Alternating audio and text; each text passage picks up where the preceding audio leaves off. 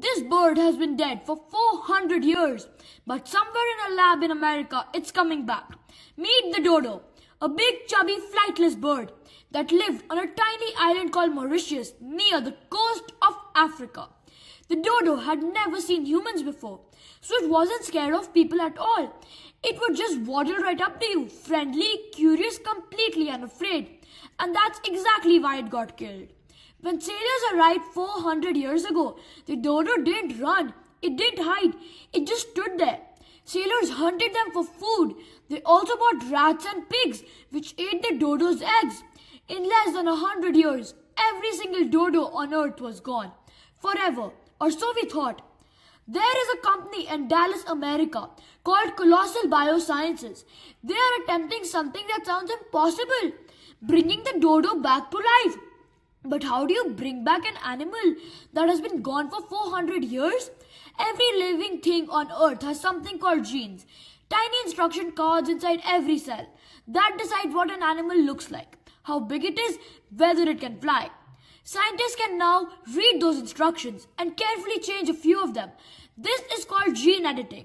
The dodo's closest living relative today is a bird called the Nicobar pigeon.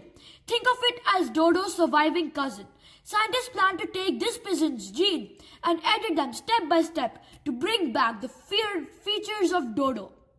And they have already proven this can work.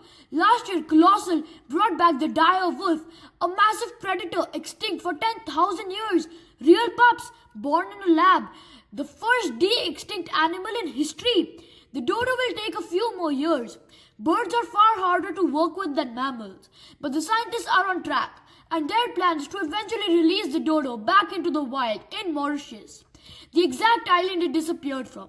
And if that wasn't enough, Colossal is also working on the woolly mammoth, the giant hairy elephant from the Ice Age, extinct for thousands of years.